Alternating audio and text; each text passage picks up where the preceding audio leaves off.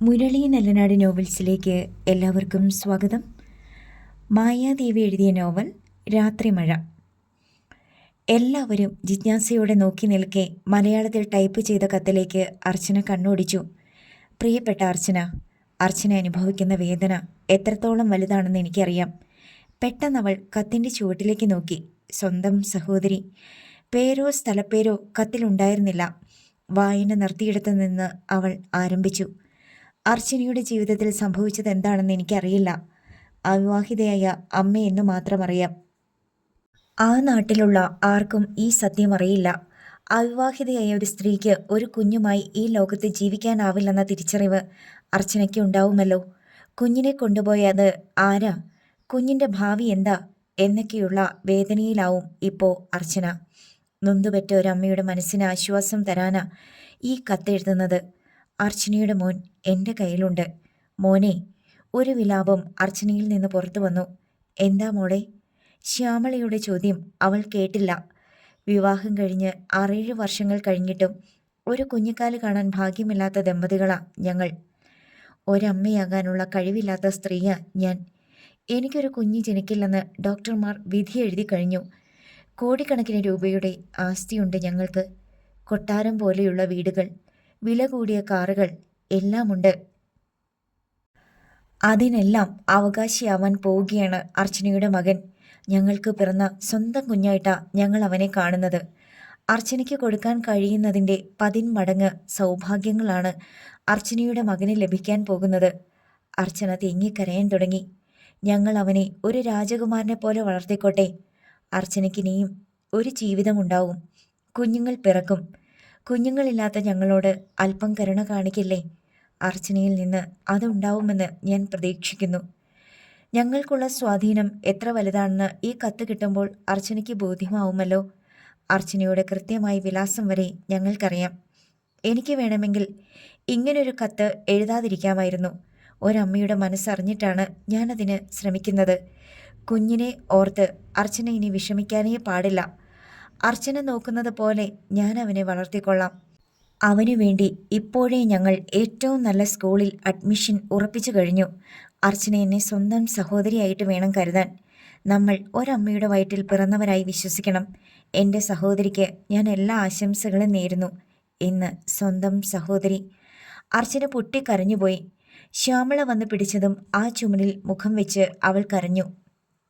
അവളുടെ കയ്യിലിരുന്ന കടലാസ് രേവതി വാങ്ങി. അർച്ചന അകത്തേക്ക് ഓടിപ്പോയി. എന്താ അതിൽ എഴുതിയിരിക്കുന്നത്? നീയൊന്ന് വായിച്ചു കേൾപ്പിക്ക്. രാജപ്പൻ ധൃതി വെച്ചു. രേവതി കത്ത് മുഴുവൻ വായിച്ചു. കുറേ നേരത്തേക്ക് ആർക്കും ഒന്നും ശബ്ദിക്കാനായില്ല. ഈ കത്തിൽ പറഞ്ഞതൊക്കെ സത്യമാണെങ്കിൽ ആ കുഞ്ഞ് എത്തിയിരിക്കുന്നത് നമുക്ക് സ്വപ്നം കാണാൻ പോലും കഴിയാത്ത ഒരു വീട്ടിലാ. രാജപ്പൻ മൗനം ഭഞ്ജിച്ചു. ഇതൊരു കള്ള ലെറ്ററൊന്നുമല്ല. ഇങ്ങനെ ഒരു ലെറ്റർ അയക്കേണ്ട എന്ത് കാര്യമാണ് ഒരാൾക്കുള്ളത്? രേവതി കത്തിൽ കണ്ണോടിച്ചു പറഞ്ഞു. എനിക്കും അത് തന്നെയാ തോന്നുന്നത്. നമ്മളെപ്പറ്റി അവർക്ക് നല്ല ബോധ്യമുണ്ട്. നീ ചെന്ന് അവളെ ആശ്വസിപ്പിക്ക്. ഭിക്ഷക്കാരൊന്നുമല്ലല്ലോ കുഞ്ഞിനെ കൊണ്ടുപോയത്. കുഞ്ഞിനെ നഷ്ടപ്പെട്ടെങ്കിലും ഈ കേട്ടതൊക്കെ നല്ല വാർത്തയല്ലേ? രാജപ്പൻ്റെ മുഖത്ത് ആശ്വാസം പ്രതിഫലിച്ചു. കട്ടിലിൽ കമിഴ്ന്നു കിടന്ന് കരയുകയാണ് അർച്ചന. രേവതി അടുത്തിരുന്നിട്ട് അവളുടെ ചുമലിൽ കൈവച്ചു. ചേച്ചി. അർച്ചന വിങ്ങിപ്പൊട്ടി. നമ്മുടെ കൈവിട്ട് പോയെങ്കിലും വേറെ ആപത്തൊന്നും അവന് സംഭവിച്ചില്ലല്ലോ. ചേച്ചിക്ക് ഇങ്ങനെയൊരു കത്ത് എഴുതണമെങ്കിൽ അവർ നല്ല ആളുകളല്ലേ? രേവതി ആശ്വസിപ്പിച്ചു. എൻ്റെ കുഞ്ഞിനെ എനിക്ക് നഷ്ടപ്പെട്ടില്ലേ? പോയില്ലേ എൻ്റെ മോൻ? ഇങ്ങനെയെങ്കിലും ഒരു വിവരം കിട്ടാതിരുന്നെങ്കിലോ? മക്കളില്ലാത്തവരല്ലേ? പൊന്നുപോലെ അവർ അവനെ വളർത്തും. അർച്ചനയുടെ കരച്ചിൽ വർദ്ധിച്ചതേയുള്ളൂ. ചുമർ ചാരി നിന്ന് അമ്പിളിയും കരഞ്ഞു. നമുക്ക് അവനെ വിധിച്ചിട്ടില്ല ചേച്ചി. എവിടെയായാലും അവന് നല്ലൊരു ഭാവി ഉണ്ടാവട്ടെ. അർച്ചന പെട്ടെന്ന് എഴുന്നേറ്റിരുന്നു. ആ കത്തും കവറും എവിടെ? കണ്ണു തുടച്ചിട്ട് അവൾ തിടുക്കപ്പെട്ടു. കവറും ലെറ്ററും രേവതി അർച്ചനയ്ക്ക് കൊടുത്തു. കത്തയച്ച മേൽവിലാസത്തേക്ക് അവൾ നോക്കി. Supriya Menon, Ramakrishna apartments 3B, Vijayanagar, Mysore. അർച്ചന അപ്പോൾ തന്നെ ഹിമ വാസുദേവൻ്റെ നമ്പറിലേക്ക് വിളിച്ചു. റിങ് ചെയ്ത് കുറേ കഴിഞ്ഞാണ് ഹിമ ഫോൺ എടുത്തത്. ഹസ്ബൻഡ് വന്നിട്ടുണ്ട്. ഞങ്ങളൊരു ടൂറിലാണ് അർച്ചന. ഹിമയുടെ സ്വരം വന്നു. വിവരങ്ങളൊക്കെ അർച്ചന പറഞ്ഞു കേൾപ്പിച്ചു. അതിൽ കണ്ടത് ശരിയായ അഡ്രസ്സാണെന്ന് നമ്മൾ എങ്ങനെ വിശ്വസിക്കും? ആരെങ്കിലും ശരിക്കുള്ള അഡ്രസ്സ് വെക്കുമെന്ന് അർച്ചന കരുതുന്നുണ്ടോ? ഇങ്ങനെയൊരു കത്ത് വന്ന വിവരം പോലീസിൽ അറിയിക്കണ്ടേ മാഡം? അത് വേണം. ഞങ്ങൾ തിരിച്ചെത്താൻ 6 ദിവസമെടുക്കും. ഞാൻ CAയെ വിളിക്കാം. അർച്ചന ആരെയെങ്കിലും കൂട്ടി സ്റ്റേഷനിൽ പോകാമോ? പോകാം മാഡം. അവൾ സംസാരം അവസാനിപ്പിച്ചു. മാഡം സ്ഥലത്തില്ല. നാളെ എനിക്ക് തിരുവനന്തപുരത്ത് പോകണം. അവളുടെ ആവശ്യം ആർക്കും എതിർക്കാനായില്ല. അവൾക്കൊപ്പം ശ്യാമളയും കൂടി പോകാൻ തീരുമാനമായി. ASI ഷാജഹാൻ അർച്ചനയെയും ശ്യാമളയും CI ഇന്ദുചൂടന്റെ മുറിയിലേക്ക് കൊണ്ടുപോയി. അർച്ചന കൈകൂപ്പി. ആ ഇരിക്ക്. ആ ഡോക്ടർ വിളിച്ചിരുന്നു. വലിയ താല്പര്യമൊന്നും കാട്ടാതെ അയാൾ പറഞ്ഞു. അർച്ചന ഇരുന്നു. ശ്യാമള ഭയത്തോടെ നിന്നതേയുള്ളൂ. കൊച്ചിനെ പറ്റി എന്ത് വിവരമാ കിട്ടിയത്? അവൾ ലെറ്ററും മേൽവിലാസം എഴുതിയ കവറും CAയ്ക്ക് കൊടുത്തു. അയാളത് വായിച്ചിട്ട് പേപ്പറിന്റെ തുമ്പിൽ പിടിച്ചുയർത്തി ASIക്ക് കൊടുത്തു. അപ്പോൾ ഭിക്ഷാടന മാഫിയയുടെ കയ്യിലല്ല കുഞ്ഞ്. അവർക്ക് അർച്ചനയെ ആശ്വസിപ്പിക്കാൻ ഇങ്ങനെയൊരു കത്തെഴുതി രജിസ്റ്റേർഡ് തപാലിൽ അയക്കേണ്ട കാര്യമില്ലല്ലോ. അതെ സർ. കത്ത് വായിച്ചിട്ട് ASI അനുകൂലിച്ചു. സർ, കത്തയച്ച ആളിൻ്റെ വിലാസം കവറിലുണ്ട്, അർച്ചന പറഞ്ഞു. അയാൾ കവർ നോക്കി. ചാമുണ്ടേശ്വരി ടെമ്പിൾ, വിജയനഗർ. സ്റ്റാമ്പിൽ പതിച്ച തപാൽ ഓഫീസിൻ്റെ ഡേറ്റ്. സ്റ്റാമ്പിലെ സ്ഥലം വിജയനഗർ തന്നെ. പക്ഷേ അയച്ച ആളിൻ്റെ പേരും വീട്ടുപേരും ശരിയാവില്ല. ആരെങ്കിലും അങ്ങനെയൊരു മണ്ടത്തരം കാണിക്കുമോ? CI ചിരിച്ചു. കത്ത് മൈസൂരിൽ നിന്ന് അയച്ചത് ബോധപൂർവം തെറ്റിദ്ധരിപ്പിക്കാനാ. കേരളത്തിൽ തന്നെ കുഞ്ഞുണ്ട്. ഈ കത്തിലുള്ള പല വിവരങ്ങളും സത്യമാണെന്നാണ് എനിക്ക് തോന്നുന്നത്, ഷാജഹാൻ പറഞ്ഞു. എന്തായാലും ഞങ്ങൾ മൈസൂർ പോലീസുമായി ബന്ധപ്പെട്ട് ഈ വിലാസം കണ്ടെത്താം. കത്തിൻ്റെ ഒരു പകർപ്പ് ഷാജഹാൻ വാങ്ങിവെച്ചു. ശരി സർ. CI അർച്ചനയെ നോക്കി. കുഞ്ഞ് ചെന്ന് പെട്ടിരിക്കുന്നത് നല്ല കയ്യിലാ. അതിന് നല്ലൊരു ജീവിതവും കിട്ടും. നീ അതിനെ പിഴച്ചു പെറ്റതല്ലേ. അമ്മയ്ക്ക് അച്ഛൻ ആരാന്ന് പോലും പറഞ്ഞു കൊടുക്കാൻ പറ്റില്ല. തന്തയാരാന്ന് അറിയാത്തവനായി ആ കൊച്ചു വളരണം. കേട്ടറിഞ്ഞിട്ട് നിന്റെ ജീവിത സാഹചര്യവും വളരെ മോശം. സാർ എന്താ അർത്ഥമാക്കുന്നത്? എൻ്റെ കുഞ്ഞിനെ മറ്റാരെങ്കിലും വളർത്തിക്കോട്ടെ എന്നാണോ? അർച്ചനയ്ക്ക് ചോദിക്കാതിരിക്കാനായില്ല. CIയുടെ മുഖം കടുത്തു. ഒരമ്മയുടെ മനസ്സ് സാറിന് മനസ്സിലാവില്ല. അവൾ കരഞ്ഞുപോയി. അമ്മ എന്ന വാക്കിൻ്റെ അർത്ഥവും ആഴവും നീ എന്നെ പഠിപ്പിക്കണ്ട. അതിന് ഇതൊന്നും പോരാ. ചൂണ്ടിക്കാണിക്കാൻ ഒരു തന്ത വേണം. അയാളത് നിഷേധിക്കാനും പാടില്ല. അയാൾ പരിഹാസത്തോടെ പറഞ്ഞു. അർച്ചനയുടെ മുഖം കുനിഞ്ഞു. ആരാ നിന്റെ കുഞ്ഞിൻ്റെ അച്ഛൻ? ഞാനും അതൊന്നറിയട്ടെ. ശ്യാമളയുടെ ഭയം ഇരട്ടിച്ചു. നീ അടുത്ത പ്രാവശ്യം വരുമ്പോൾ അവനെയും കൊണ്ടുവാ. അല്ലെങ്കിൽ നിന്നെ ചതിച്ചു കളഞ്ഞെന്ന് ഒരു കംപ്ലൈൻറ്റ് എഴുതിത്താ. അർച്ചനയ്ക്ക് നിയന്ത്രണം വിട്ടു. അവൾ പൊട്ടിക്കരഞ്ഞു. മോളെ. ശ്യാമള അവളുടെ ശിരസിൽ കൈവച്ചു. നിങ്ങൾ ഇവളുടെ ആരാ? CI ചോദിച്ചു. ഞാൻ അവളുടെ കുഞ്ഞമ്മയെ സാറേ. കരഞ്ഞൊച്ചയുണ്ടാക്കാനായി ഞാനൊന്നും പറഞ്ഞില്ലല്ലോ. ഒരു വാസ്തവം പറഞ്ഞെന്ന് മാത്രം. എന്നുവെച്ച് അന്വേഷിക്കാതിരിക്കുന്നില്ല. ഇതിൻ്റെ വിവരം നിങ്ങളെ അറിയിക്കാം. എന്നാൽ ചെല്ല്. ശ്യാമള അവിടെ പിടിച്ചെഴുന്നേൽപ്പിക്കാൻ ശ്രമിച്ചു. അർച്ചന കുഴഞ്ഞ് ശ്യാമളയുടെ ദേഹത്തേക്ക് വീണു. അവളുടെ കൃഷ്ണമണികൾ മുകളിലേക്ക് കയറിപ്പോയി. മോളെ. ശ്യാമള നിലവിളിച്ചു. സുഗതൻ മുറിയിൽ വന്ന ഫൈസൽ മുഹമ്മദിന് സല്യൂട്ട് ചെയ്തു. സർ, ആ കുഞ്ഞിനെ ഹാൻഡ് ഓവർ ചെയ്തത് മൈസൂരിലുള്ള ആർക്കെങ്കിലുമാണോ? സുഗതന്റെ സ്വരത്തിൽ ജിജ്ഞാസ നിറഞ്ഞിരുന്നു. സുഗതൻ എന്താ അങ്ങനെ ചോദിച്ചത്? ഫൈസൽ മുഹമ്മദ് എഴുന്നേറ്റു. ആ കുഞ്ഞിൻ്റെ അമ്മ ഇന്ന് സ്റ്റേഷനിൽ ചെന്നിരുന്നു. കുഞ്ഞ് മൈസൂരിലുള്ള ഒരു സ്ത്രീയുടെ കയ്യിലുണ്ടെന്ന് ഒരു ലെറ്റർ വന്നിട്ടുണ്ടത്രേ. അതും കൊണ്ടാ വന്നത്. അർച്ചന ഇപ്പോൾ എവിടെയുണ്ടെന്നും രാജപ്പൻ്റെ വിലാസവും നിരഞ്ജന ചോദിച്ചറിഞ്ഞത് ഫൈസൽ മുഹമ്മദ് ഓർത്തു. എന്നിട്ട് ലെറ്റർ പോലീസിന് കൈമാറി. അവൾ കരഞ്ഞ് ബഹളം വയ്ക്കുകയും CIയുടെ മുറിയിൽ ബോധം കെട്ട് വീഴുകയും ചെയ്തു. മെഡിക്കൽ കോളേജ് ഹോസ്പിറ്റലിൽ അഡ്മിറ്റ് ചെയ്തിട്ടുണ്ട്. My god. മൈസൂറിലെ ആർക്കെങ്കിലുമാണോ സർ? അന്വേഷണം ആ വഴിക്ക് നീങ്ങാൻ സാധ്യതയുണ്ട്. എല്ലാം ഒന്നടങ്ങി വന്നതായിരുന്നു. നമ്മൾ ഉദ്ദേശിക്കുന്നത് പോലെ ആ സ്ത്രീ കുഴപ്പക്കാരിയല്ല. കുഞ്ഞ് എറണാകുളത്താ ഉള്ളത്. ഞാൻ അവരുമായി ഒന്ന് കോണ്ടാക്ട് ചെയ്യട്ടെ. സുഗതൻ മുറി വിട്ടു. ഫൈസൽ മുഹമ്മദ് ഉടൻ നിരഞ്ജനയുടെ സെല്ലിലേക്ക് വിളിച്ചു. ഫൈസി. നിരഞ്ജനയുടെ സ്വരം കാതിൽ വീണു. നിരഞ്ജന അർച്ചനയ്ക്ക് ലെറ്റർ അയച്ചോ? മൈസൂരിൽ നിന്നൊരു ലെറ്റർ അവൾക്ക് വന്നിട്ടുണ്ട്. ഫൈസി അതെങ്ങനെ അറിഞ്ഞു? അവൾ ആ കത്തുമായി പോലീസിനെ സമീപിച്ചിട്ടുണ്ട്. കത്തയച്ചത് സത്യമാണ്. അത് വെച്ച് പോലീസിനൊന്നും കണ്ടെത്താനാവില്ല. പിന്നെ അങ്ങനെ ഒരു ലെറ്റർ അവൾക്ക് അയക്കണമെന്ന് എനിക്ക് തോന്നി. അവൾക്കൊരാശ്വാസം ഉണ്ടാവട്ടെ എന്ന് കരുതിയ. മക്കളില്ലാത്ത ദമ്പതികൾ കുഞ്ഞിനെ പൊന്നുപോലെ വളർത്തുന്നുണ്ടെന്ന് അവൾ അറിയുന്നത് നല്ലതല്ലേ? കുഞ്ഞിന് ലഭിക്കാൻ പോകുന്ന എല്ലാ പരിഗണനകളും ഞാൻ വിശദമായി എഴുതിയിട്ടുണ്ട്. അയാൾ കേട്ടുനിന്നു. കത്തിൻ്റെ കൂടെ 10 ലക്ഷം രൂപയുടെ DD കൂടി അയക്കണമെന്നുണ്ടായിരുന്നു. പിടിക്കപ്പെടുമെന്ന് തോന്നിയിട്ടാ വേണ്ടെന്ന് വെച്ചത്. അവളെ എനിക്ക് സഹായിക്കണം ഹൈസി, സമയമാവട്ടെ. അത്തരം മണ്ടത്തരങ്ങളൊന്നും നിരഞ്ജന കാണിക്കരുത്. അവളുടെ ചിരി കേട്ടു. ഫൈസി, സമാധാനമായിട്ടിരിക്കെ. ഒരഡ്വക്കേറ്റല്ലേ ഞാൻ. അവളുടെ വേദനകൾ പതിയെ മാറിക്കൊള്ളും. അവൾക്ക് ആശ്വാസമേ ഉണ്ടാവൂ. പിന്നെ 20-ന് സുധി പോവുകയാണ്. നിങ്ങൾ ഇങ്ങോട്ട് അതിനു മുമ്പ് വരില്ലേ? ഞങ്ങൾ വരുന്നുണ്ട്. ഇനി വർഷം 1 കഴിഞ്ഞല്ലേ സുധിയെ കാണാൻ കഴിയൂ. സുധി പോയാൽ വൈകാതെ ഞങ്ങളും എറണാകുളത്ത് നിന്ന് പോകും. മൈസൂറിലേക്ക് തന്നെ. Okay, bye. അയാൾ സംസാരം അവസാനിപ്പിച്ചു. സുഗതനെ ഫൈസൽ മുഹമ്മദ് മുറിയിലേക്ക് വിളിച്ചു. അർച്ചന ഇപ്പോഴും ഹോസ്പിറ്റലിൽ ഉണ്ടോ എന്ന് സുഗതൻ ഒന്ന് അന്വേഷിക്കേ. എനിക്ക് അവളെ ഒന്ന് കാണണം. അയാൾ സംശയത്തോടെ ഫൈസൽ മുഹമ്മദിനെ നോക്കി. മറ്റൊന്നിനുമല്ല, ഒന്ന് കണ്ടിരിക്കാമല്ലോ. മാറി നിന്ന് എന്തെങ്കിലും സഹായം ചെയ്തു കൊടുക്കാം. ശരി സാർ. അയാൾ പോയി. ആകെ അസ്വസ്ഥനായി തീർന്നു ഫൈസൽ മുഹമ്മദ്. എല്ലാം തൻ്റെ പിടിപ്പ് കേടുകൊണ്ട് സംഭവിച്ചു പോയതാണ്.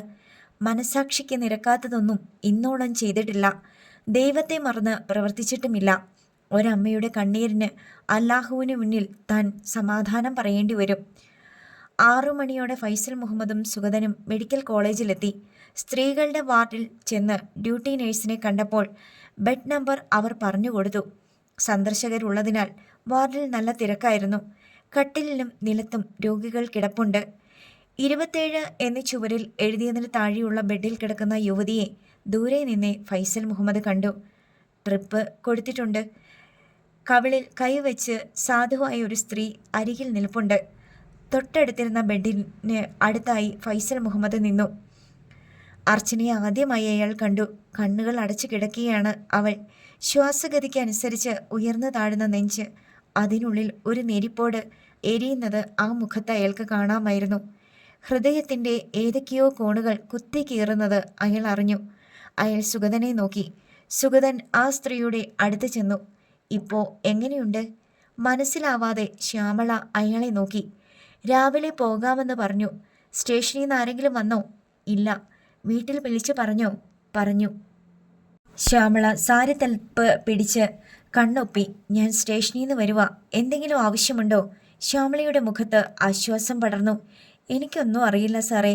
പുറത്തിറങ്ങിയ അകത്ത് വരാനോ അറിയില്ല. വീട്ടിൽ നിന്ന് ആരും വരാനില്ല. എഴുന്നേറ്റ് നടക്കാൻ കഴിയാത്ത ഒരു മനുഷ്യനും 2 പെൺമക്കളുമുണ്ട്. വീട് തെന്മലയിലാ. ശ്യാമള കരയാൻ തുടങ്ങി. നിങ്ങൾ സമാധാനമായിട്ടിരിക്കെ. എന്താ വേണ്ടതെന്ന് വെച്ചാൽ വാങ്ങി തന്നിട്ടേ ഞാൻ പോകൂ. നിങ്ങൾ ഇവളുടെ ചെറിയമ്മയാണല്ലോ. അതെ, കാര്യങ്ങളൊക്കെ എനിക്കറിയാം. കുഞ്ഞ് മൈസൂരിൽ ഏതോ വമ്പൻ ടീമിൻ്റെ കയ്യിലെത്തിയില്ലേ? നിങ്ങൾ കരുതുന്നത് പോലെ അവളൊരു ചീത്ത പെണ്ണല്ല. വിളിച്ചിറക്കിക്കൊണ്ട് പോകാൻ വരെ ആ പയ്യൻ വീട്ടിൽ വന്നതാ. അവൻ്റെ അച്ഛൻ വലിയൊരു പോലീസ് ഓഫീസറാ. ഞങ്ങളുടെ പെൺമക്കളുടെ ഭാവി കൂടി അപകടത്തിൽപ്പെടുമെന്ന് ആ മനുഷ്യൻ ഭീഷണിപ്പെടുത്തി. എൻ്റെ പെൺമക്കളെ കരുതിയ അവൾ അവൻ്റെ മുന്നിൽ നിന്ന് ഓടിപ്പോന്നത്. ശ്യാമള കണ്ണും മുഖവും തുടച്ചു. കുഞ്ഞിനെ ഇല്ലാതാക്കാൻ ഞാനും എൻ്റെ ഭർത്താവും അവളെയും കൂട്ടി പുനലൂരെ ഒരു ഹോസ്പിറ്റലിൽ പോയതാ. ഡോക്ടറുടെ കാല് പിടിച്ച അവൾ അതിൽ നിന്ന് രക്ഷപ്പെട്ടത്. ഈ അടുത്ത കാലത്താ അവളത് പറയുന്നത്. ചരിഞ്ഞു നിന്ന് ഫൈസൽ മുഹമ്മദ് എല്ലാം കേട്ടു. കുഞ്ഞിന് വേണ്ടിയാ സാറേ അവൾ ജീവിക്കുന്നത്. കുഞ്ഞിനെ കയ്യിൽ കിട്ടുമെന്ന ഉറച്ച വിശ്വാസത്തിലാണ് അവൾ. കുഞ്ഞിനെ കിട്ടില്ലെന്ന ഉറപ്പായ അവൾ പിന്നെ ഉണ്ടാവില്ല. ഇനി അതുകൂടി കാണേണ്ടി വരും.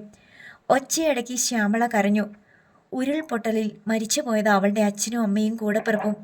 എന്തിനെന്നെ ബാക്കി വെച്ചു എന്ന് ചോദിച്ച് കരയുന്നത് കാണുമ്പോൾ സഹിക്കാൻ പറ്റില്ല സാറേ. ഫൈസൽ മുഹമ്മദ് അവിടെ നിന്ന് നടന്നുപോയി. വരാന്തയിൽ അയാൾ നിന്നു. അല്പം കഴിഞ്ഞപ്പോൾ സുഗതൻ വന്നു. നമ്മൾ പ്രതീക്ഷിച്ചതുപോലൊന്നുമല്ല സാറേ. കേട്ടിട്ട് കഷ്ടം തോന്നുന്നു. ഇനിയിപ്പോൾ വിധിയെന്ന് പറയാനേ പറ്റൂ. MCOM പാസ്സായത് ആ പെണ്ണ്. ഫൈസൽ മുഹമ്മദ് ഒന്നും പറഞ്ഞില്ല. സാറ് പോയിക്കോ. അവർക്ക് ഭക്ഷണം വാങ്ങിക്കൊടുത്തിട്ട് ഞാൻ വന്നേക്കാം. ഞാൻ ഇന്ന് വീട്ടിലേക്കൊന്ന് പോകും. നാളെ അവരുടെ കാര്യം സുഗതനൊന്ന് ശ്രദ്ധിക്കണം. ഡിസ്ചാർജ് ആയാൽ ആ വിവരം എന്നെ അറിയിക്കണം. ശരി സാർ. ഫൈസൽ മുഹമ്മദ് പേഴ്സിൽ നിന്ന് 5000 രൂപയെടുത്ത് സുഗതന് നീട്ടി. അയ്യോ, എന്തിനാ സാർ ഇത്രയും തുക? ചെലവാകുന്നത് ഞാൻ കൊടുത്തേക്കാം. ഒരു ടാക്സി പിടിച്ചു വേണം അവരെ കയറ്റി വിടാൻ. സുഗതൻ ഇത് പിടിക്കേ. എല്ലാം കേട്ട് കഴിഞ്ഞപ്പോൾ ഒന്നും മിണ്ടാനാവാതെ സ്നേഹപ്രഭ ഇരുന്നു. സമയം രാത്രി 12:30 മണി കഴിഞ്ഞു. ഞാനൊരു തീരുമാനമെടുത്തു കഴിഞ്ഞു. ഇങ്ങോട്ടുള്ള യാത്രയിൽ അതായിരുന്നു എൻ്റെ ചിന്ത. എന്താ ഭൈസി, എടുത്ത തീരുമാനം? സ്നേഹപ്രഭ ഉത്കണ്ഠപ്പെട്ടു. നിരഞ്ജനയുടെ കയ്യിൽ നിന്ന് കുഞ്ഞിനെ തിരിച്ചു പിടിക്കാൻ ഇനി കഴിയില്ല. അതടഞ്ഞ അധ്യായം. എൻ്റെ മുന്നിൽ അവശേഷിക്കുന്ന ഏക പോംവഴി ഒന്നു മാത്രമാണ്. അയാൾ ഒന്ന് നിർത്തി. അർച്ചനയുടെ കുഞ്ഞ് ശ്രുതിക്കൊപ്പമാണെന്ന സത്യം അവൾ അറിയണം. ഫൈസി, നടുക്കത്തോടെ സ്നേഹപ്രഭ വിളിച്ചു. അതെ, അത് തന്നെയാണ് ദൈവം എന്നോട് പറയുന്നത്. ഒരമ്മയെ ഇതിൽ കൂടുതൽ നീട്ടിച്ചാൽ ദൈവം തരുന്ന ശിക്ഷ കടുത്തതായിരിക്കും. സ്നേഹപ്രഭ സ്തംഭിച്ചിരുന്നു. കുഞ്ഞ് അച്ഛൻ്റെ കൂടെയാണെന്ന് അർച്ചന അറിയുമ്പോൾ അവളുടെ വേദനയ്ക്ക് ഒരു പരിധിവരെ പരിഹാരമാകും. കുഞ്ഞിനെ ആവശ്യപ്പെട്ട് അവൾ രംഗത്ത് വന്നാൽ വേറെയും പ്രത്യാഘാതങ്ങൾ സംഭവിക്കുമെന്ന് അവൾക്കറിയാം. ഫൈസി ഉറപ്പിച്ചോ? ഒരു പിന്മാറ്റം ഇനി എനിക്കില്ല. വരാൻ പോകുന്നത് കൊടുങ്കാറ്റുകളുടെ നാളുകളാണെന്ന് സ്നേഹപ്രഭ ഓർത്തു. സുധിയുടെയും നിരഞ്ജനയുടെയും വിധി അർച്ചന തീരുമാനിക്കട്ടെ. അർച്ചന കിടക്കയിലിരുന്ന് ചുറ്റും കണ്ണോടിച്ചു. 50ഓളം ബെഡുകളുള്ള സ്ത്രീകളുടെ വാർഡായിരുന്നു അത്. ഇന്നലെ അവിടേക്ക് കൊണ്ടുവന്നതൊന്നും അവളുടെ സ്മൃതിപഥത്തിലേക്ക് വന്നതേയില്ല. ഇൻസ്പെക്ടറുടെ മുറിയിൽ കഴിച്ചുകൂട്ടിയ കുറച്ച് ഓർമ്മകൾ മാത്രമേയുള്ളൂ. തൻ്റെ പൊന്നുമോനെ കണ്ടെത്തി തരാൻ ആർക്കും കഴിയില്ലെന്ന് അവൾക്ക് മനസ്സിലായി. അവൻ ഏതോ സമ്പന്ന കുടുംബത്തിൽ ചെന്നെത്തി. അവന് പുതിയ അച്ഛനും അമ്മയും ഉണ്ടായി. ഒരു വാടക മുറി മാത്രമായി അവന് ഈ അമ്മയുടെ ഗർഭപാത്രം. കുനിഞ്ഞിരുന്നപ്പോൾ അർച്ചനയുടെ കണ്ണിൽ നിന്ന് നീർത്തുള്ളികൾ മടിത്തട്ടിലേക്ക് പൊഴിഞ്ഞു വീണു. കുഞ്ഞ് നല്ല നിലയിൽ എത്തിപ്പെട്ടതോർത്ത് ആശ്വസിക്കാനാണ് എല്ലാവരും ഉപദേശിക്കുന്നത്. ചിറ്റപ്പനും കുഞ്ഞമ്മയും രേവതിയും കുഞ്ഞിൻ്റെ കാര്യത്തിൽ ഒരു പരിഹാരം കണ്ട മട്ടിലാണ് പെരുമാറുന്നത്. കുഞ്ഞിനു വേണ്ടി മാത്രം ജീവിച്ചവളാത്താൻ ഇനി പ്രതീക്ഷകളൊന്നുമില്ലാതെ ആർക്കു വേണ്ടി, എന്തിനു വേണ്ടി ജീവിക്കണം? നാളെ എന്നൊരു പ്രതീക്ഷയാണ് എല്ലാവരെയും ജീവിക്കാൻ പ്രേരിപ്പിക്കുന്നത്. അർച്ചനയ്ക്കിനി ആ പ്രതീക്ഷയില്ല. എല്ലാവരും ആശ്വസിപ്പിക്കുന്നത് പോലെ തൻ്റെ പൊന്നുമോൻ സ്വപ്നം പോലും കാണാത്ത ഉന്നതിയിൽ എത്തിക്കഴിഞ്ഞു. അവനവിടെ ഒരു പ്രഭകുമാരനായി വളരും. അവൻ്റെ കുഞ്ഞുമുഖം ഗുരുവായൂരപ്പൻ്റെ ബിംബം പോലെ മനസ്സിൽ നിന്ന് മായാതെ എപ്പോഴും ഉണ്ടാവും. അതുകൊണ്ട് ഈ അമ്മ തൃപ്തയാവണം. അവൾ കൈവെള്ള കൊണ്ട് 2 കവിളും തുടച്ചു. ജലോപരിതലത്തിൽ വിടർന്നു നിൽക്കുന്ന താമരപ്പൂവിനെ കാണാൻ ചേറിന് ഒരിക്കലും കഴിയില്ലല്ലോ. ഈ വിധി താൻ അംഗീകരിച്ചേ തീരൂ. ശ്യാമള ഒരു ചൂറ്റുപാത്രവുമായി വരുന്നത് അവൾ കണ്ടു. അടുത്ത ബെഡിലെ ഒരു സ്ത്രീക്കൊപ്പം ചായ വാങ്ങാൻ പോയതായിരുന്നു. എന്തൊരു തിരക്കാ ഇവിടെ! കണ്ണൊന്ന് ചിമ്മിയ വണ്ടി ഇടിച്ചിടും. സ്റ്റീൽ ഗ്ലാസ്സിലേക്ക് ചായ പകരുമ്പോൾ ശ്യാമള അമ്പരപ്പ് വിടാതെ പറഞ്ഞു, കുടിക്കുമോളെ. അവൾ ഗ്ലാസ് വാങ്ങി ആവിയൂതി ചായ കുടിച്ചു. അല്പസമയം കഴിഞ്ഞപ്പോൾ ഡോക്ടറും സംഘവും വാർഡിലെത്തി. അർച്ചനയെ ഡിസ്ചാർജ് ചെയ്തു. ശ്യാമള വിവരം അപ്പോൾ തന്നെ വീട്ടിൽ വിളിച്ചറിയിച്ചു. ഇനി സ്റ്റേഷനിലൊന്നും പോണ്ട, വീട്ടിലേക്ക് ചെല്ലാനാ ചേട്ടൻ പറയുന്നത്. ശ്യാമള അവളെ അപേക്ഷയോടെ നോക്കി. വീട്ടിലേക്ക് പോകാം. ശ്യാമളയ്ക്ക് ആശ്വാസമായി. ആ സാറ് വന്നിട്ടേ പോകാവൂന്ന് പ്രത്യേകം പറഞ്ഞിരുന്നു. പെരുമാറ്റം കണ്ടിട്ട് നല്ല മനുഷ്യനാ. കയ്യിലിരുന്ന ചീർപ്പ് ശ്യാമള അവൾക്ക് കൊടുത്തു. മുടി ചീകി വെക്ക്. മാറി ധരിക്കാൻ ഡ്രസ്സൊന്നുമില്ല. അർച്ചന മുടി ചീകി കെട്ടിവെച്ചു. സുഗതൻ വാർഡിന് നടുവിലൂടെ നടന്നു വരുന്നത് ശ്യാമള കണ്ടു. ആ വരുന്ന ആളാ. അർച്ചന സുഗതനെ കണ്ടു. സുഗതൻ ചിരിയോടെ അടുത്തു വന്നു. എങ്ങനെയുണ്ട്, സുഖായോ? ഡിസ്ചാർജ് ചെയ്തു സാറേ. എന്നാൽ 2 പേരും പോന്നോളൂ. അയാൾ പോക്കറ്റിൽ നിന്ന് സെൽഫോൺ എടുത്ത് പുറത്തേക്ക് നടന്നു. ശ്യാമള അർച്ചനയെ പിടിച്ചെഴുന്നേൽപ്പിച്ചു. ചെറിയൊരു തലചുറ്റൽ അവൾക്ക് അനുഭവപ്പെട്ടു. അവരിൽ നിന്ന് അകലം വിട്ടാണ് സുഗതൻ ഫോണിൽ സംസാരിച്ച് നടന്നത്. അവർ താഴെ വന്നു. വലിയൊരു ആൾക്കൂട്ടം മെഡിക്കൽ കോളേജ് ഹോസ്പിറ്റലിന് മുന്നിലുണ്ടായിരുന്നു. നിങ്ങളിവിടെ നിൽക്ക്, ഞാനൊരു വണ്ടി വിളിച്ചു വരാം. സുഗതൻ അവിടെ നിന്ന് പോയി. വണ്ടി വിളിച്ചു പോകാനുള്ള പണം നമ്മുടെ കയ്യിലുണ്ടോ? അർച്ചന ചോദിച്ചു. 700 രൂപ കയ്യിലുണ്ട്. നമുക്ക് ബസ് സ്റ്റാൻഡ് വരെ പോകാം. ഒരു ടാക്സി വന്നു നിന്നു. സുഗതൻ അതിൽ നിന്നിറങ്ങി 2 പേരെയും പിൻസീറ്റിലേക്ക് കയറ്റി. കൃതജ്ഞതയോടെ ശ്യാമള അയാളെ നോക്കി. സാറിൻ്റെ പേര് പോലും പറഞ്ഞില്ല. അതിലൊക്കെ എന്തിരിക്കുന്നു പെങ്ങളെ? മനസാക്ഷിയുള്ള ഒരു പോലീസുകാരൻ എന്ന് കരുതിയാൽ മതി. നിങ്ങളെ ആര്യങ്കാവിൽ കൊണ്ടുവിടും. ടാക്സി ചാർജ് ഞാൻ കൊടുത്തിട്ടുണ്ട്. അയ്യോ അത് വേണ്ട സർ, അർച്ചന പെട്ടെന്ന് പറഞ്ഞു. ബസ്സിൽ യാത്ര ചെയ്യാനുള്ള ആരോഗ്യമൊന്നും ഇയാൾക്കില്ല. ഡ്രൈവർ, വണ്ടി വിട്. കാർ ഇളകിപ്പോയി. ഉച്ച കഴിഞ്ഞാണ് അർച്ചനയും ശ്യാമളയും റോസ്മലയിൽ എത്തിയത്. ഉത്കണ്ഠയോടെ കാത്തിരിക്കുകയായിരുന്നു എല്ലാവരും. അർച്ചന മുറിയിൽ പോയി കട്ടിലിലിരുന്നു. അമ്പിളി സങ്കടത്തോടെ അവളുടെ അടുത്ത് വന്നിരുന്നു. ചേച്ചിക്ക് എന്തെങ്കിലും സംഭവിച്ച അതുകൂടി താങ്ങാനുള്ള കരുത്ത് ഞങ്ങൾക്കില്ല, അമ്പിളി നിറകണ്ണോടെ പറഞ്ഞു. ഇനി ചേച്ചിയുടെ ജീവിതം കൊണ്ട് ഒരർത്ഥവുമില്ല മോളെ. അത് കേട്ടുകൊണ്ടാണ് ക്രച്ചസിൽ രാജപ്പൻ മുറിയിലേക്ക് വന്നത്. അർച്ചനയും അമ്പിളിയും എഴുന്നേറ്റു. നിന്റെ സങ്കടം അറിയാതെ പറയല്ല. ഞാൻ വീണ്ടും സ്വാർത്ഥനാവുകയാണെന്ന് കരുതുകയും വേണ്ട. കുഞ്ഞിനു വേണ്ടിയുള്ള അന്വേഷണം അവസാനിപ്പിക്കാം.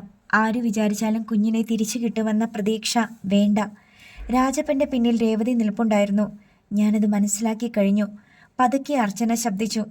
പോലീസ് അന്വേഷണമൊക്കെ ആ SP-യുടെ കാതിലെത്തിയാൽ അയാൾ അടങ്ങിയിരിക്കില്ല. അയാൾ വീണ്ടും വരും. നമ്മളെ അയാൾ വേട്ടയാടും. നിങ്ങളെയും കൊണ്ട് ഈ നാട് വിട്ട് ഓടിപ്പോകാനുള്ള ശേഷി എനിക്കില്ല. അയാളുടെ ഉത്കണ്ഠ എന്താണെന്ന് അവൾക്ക് മനസ്സിലായി. എനിക്കിപ്പോൾ കെട്ടുപ്രായം തികഞ്ഞ 3 പെൺമക്കളാ. നെഞ്ചിൽ കൈവച്ച ഞാനിത് പറയുന്നത്. ജീവിച്ചാലും മരിച്ചാലും നമ്മൾ ഒന്നിച്ച്. അയാളുടെ കണ്ണുകൾ നിറഞ്ഞു. ഞാൻ തെറ്റ് ചെയ്തപ്പോൾ ശിക്ഷ തന്ന ദൈവം ജീവിക്കാൻ മോഹിക്കുന്ന നമ്മളെ കൈവിടില്ല. ഒരു വഴി കാട്ടിത്തരും. രാജപ്പൻ ക്രിച്ചസ് കുത്തി തിരിഞ്ഞ് നടന്നുപോയി. രേവതി അർച്ചനയുടെ അടുത്ത് വന്നു. ചേച്ചി, അല്പം ധൈര്യം കാണിച്ചാൽ മാത്രം മതി. ചേച്ചിക്കൊരു ജോലി ഞാൻ ശരിയാക്കി തരാം. തോറ്റുപോകാതെ നമുക്ക് ജീവിക്കാൻ ചേച്ചി. എനിക്ക് കരുത്ത് തന്നവളല്ലേ ഈ ചേച്ചി. രേവതിയുടെ ഒച്ചയിടറി. ഇനി നിങ്ങളെ ഞാൻ വേദനിപ്പിക്കില്ല. അമ്പിളി കരഞ്ഞുകൊണ്ട് അർച്ചനയെ കെട്ടിപ്പിടിച്ചു. അച്ചി ചേച്ചി എന്നും ഞങ്ങളുടെ കൂടെ വേണം. അവളുടെ നെറ്റിയിൽ ചുംബിച്ച് ശബ്ദമില്ലാതെ അർച്ചന കരഞ്ഞു. താൻ മരിച്ചു കളയുമോ എന്ന ഭയമാണ് അവൾക്ക്. അവളോളം തൻ്റെ മനസ്സറിയുന്ന ആരുമില്ല. എനിക്ക് തന്ന വാക്കു പാലിക്കാനെങ്കിലും അച്ചി ചേച്ചി കൂടെ ഉണ്ടാവില്ലേ?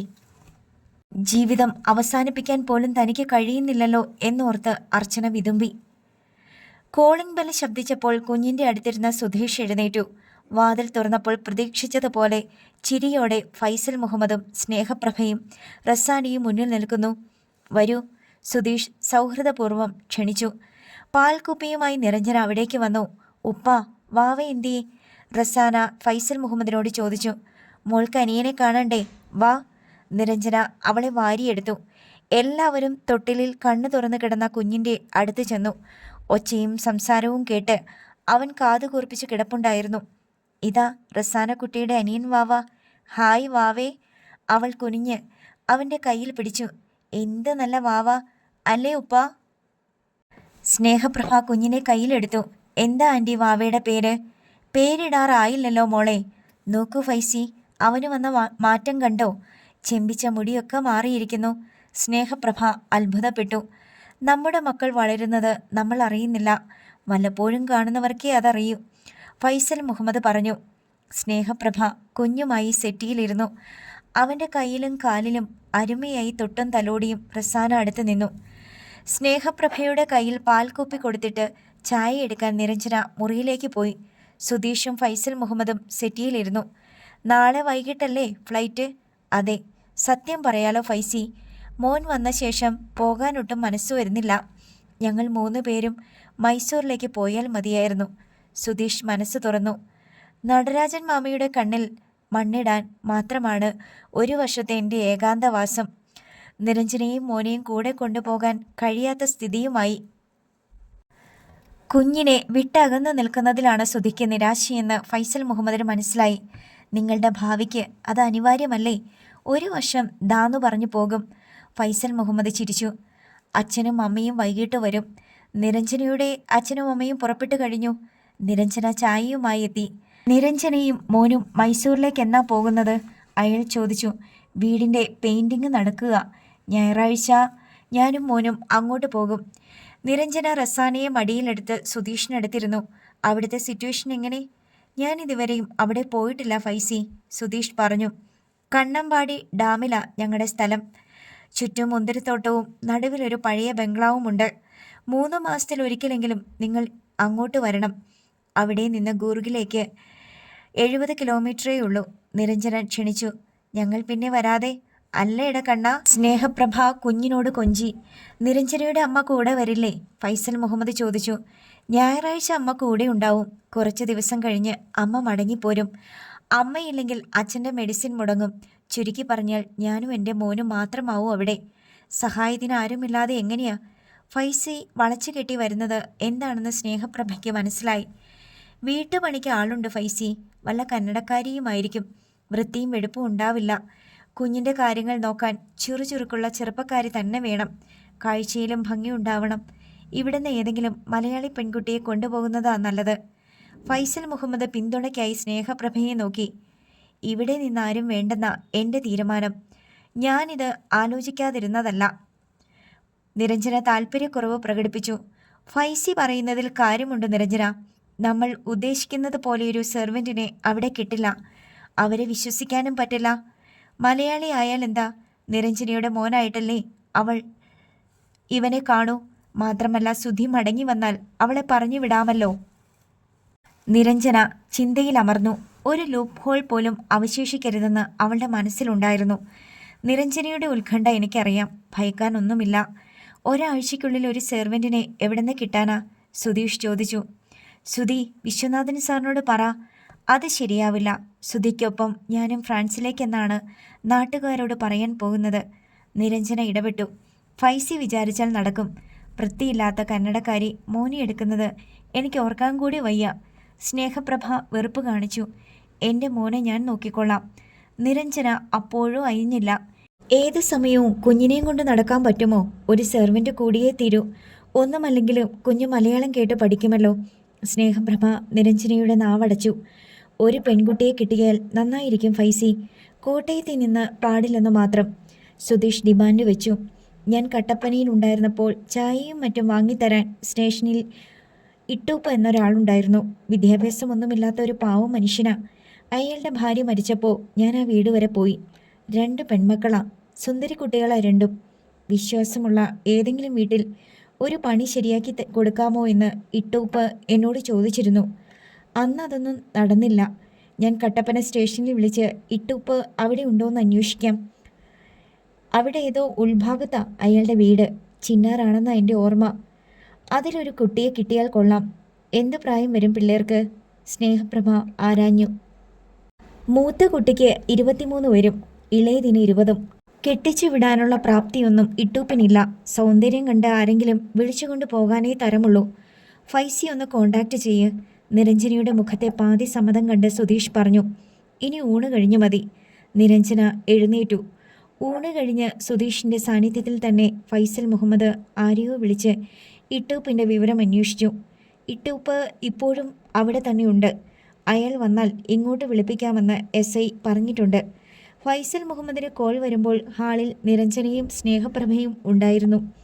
ഫൈസൽ മുഹമ്മദ് അല്പനേരം സംസാരിച്ചു. വിവരം പറയാമെന്ന് അറിയിച്ചിട്ട് സംഭാഷണം അവസാനിപ്പിച്ചു. മൂത്ത കുട്ടിയെ വിടാൻ അയാൾക്ക് സമ്മത. കുട്ടിയുടെ പേര് ആലീസ്. 10ാം ക്ലാസ് പാസ്സായിട്ടുണ്ട്. 15,000 രൂപ ശമ്പളം കിട്ടുമോയെന്ന് ഒരാഗ്രഹം പറഞ്ഞിട്ടുണ്ട്. സംഭാഷണ വിവരം ഫൈസൽ മുഹമ്മദ് വെളിപ്പെടുത്തി. സാലറി കൂടുതലൊന്നുമല്ല നിരഞ്ജന. കുഞ്ഞിൻ്റെ മലവും മൂത്രവും ഒക്കെ എടുക്കണ്ടേ? പിടിപ്പത് പണിയാ. സ്നേഹപ്രഭ നിരഞ്ജനയെ നോക്കി. ശനിയാഴ്ച കുട്ടിയുമായി ഇങ്ങോട്ട് വരാൻ ഫൈസി പറഞ്ഞേക്ക്. നിരഞ്ജനയ്ക്ക് ബോധ്യമായാൽ കൂടെ കൊണ്ടുപോയാൽ മതി. സുധീഷ് പറഞ്ഞതോടെ വിഷയം അവിടെ തീർന്നു. ഫൈസൽ മുഹമ്മദിൻ്റെ മുഖത്തെ ആത്മസംതൃപ്തി നോക്കി സ്നേഹപ്രഭ നിന്നു. ആലീസായി അർച്ചന സുധിയുടെയും നിരഞ്ജനയുടെയും ജീവിതത്തിലേക്ക് പ്രവേശിക്കാൻ പോവുകയാണ്.